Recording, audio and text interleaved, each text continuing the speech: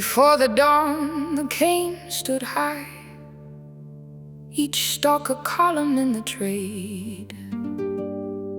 France counted coffee, sugar, ships, and bodies in the wealth of trade. The many worked, the few possessed, the ledger called the people property.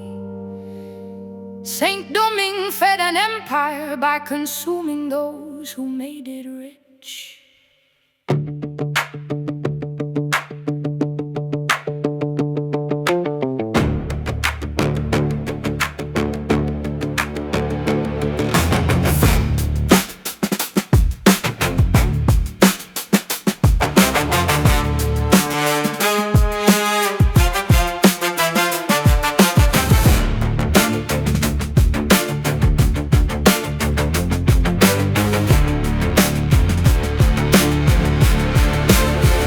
The French Revolution crossed the sea and split the ruling class. White factions fought for power, free people of color demanded rights. But in the northern cane fields, another claim moved through the night. No vote inside the plantation could make enslavement right. In August 1791, the fields became aflame. Mills stopped, great houses burned. The counts had learned to name themselves. Bookmen's gatherings stirred the storm. Commanders rose throughout the cane. What began as plantation revolt became a war no empire could contain. The people treated as property became the authors of a nation.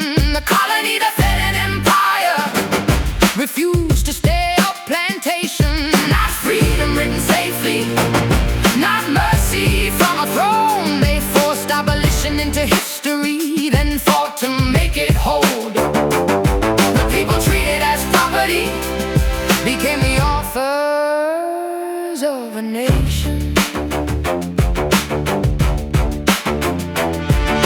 Spain and Britain entered, France fought war within the war. Alliances shifted with one question: would slavery return once more? Commissioners proclaimed emancipation. Paris made abolition law. Toussaint turned toward the republic when freedom became its cause.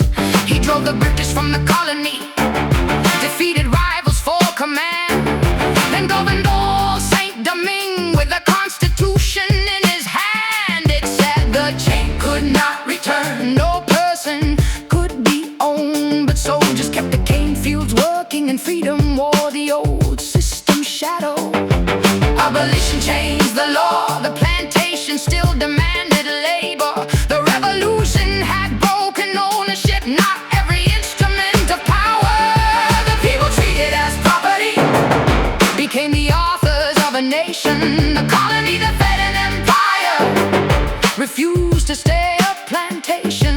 The decree could name them free, but paper could not guard the dawn. Freedom had to build an army, or the ships would bring the chains back on.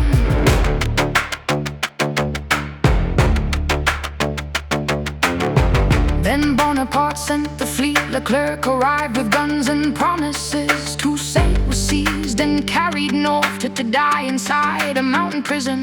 France restored the chains in Guadeloupe, and every promise lost its mask.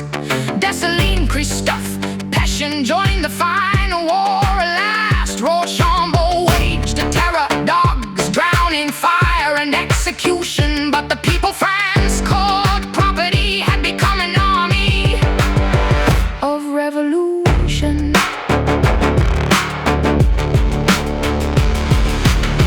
Yellow fever broke the expedition. Resistance held the mountains and the plain. At Vertières, the revolutionary army broke the final French campaign. November 1803, the imperial battle line gave way. On January 1st, 1804, Saint-Domingue became Haiti. The colonial name fell from the land, and Haiti rose beyond the cane. Those once enslaved secured their freedom and defeated those who came to restore the chain. People treated as property became the authors of a nation. The colony that fed an empire refused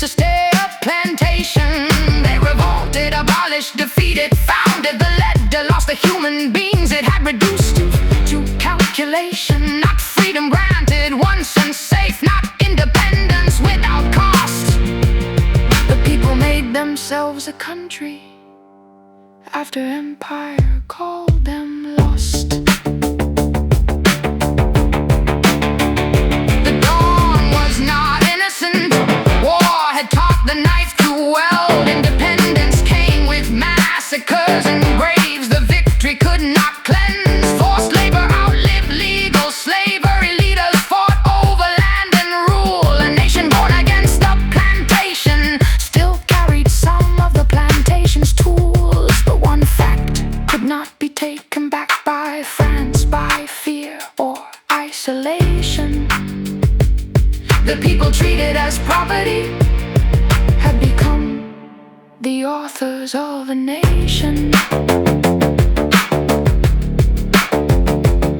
The mill stopped speaking for the island. The cane fields opened toward the sea. Haiti stood where profit once had stood. The colony had refused to remain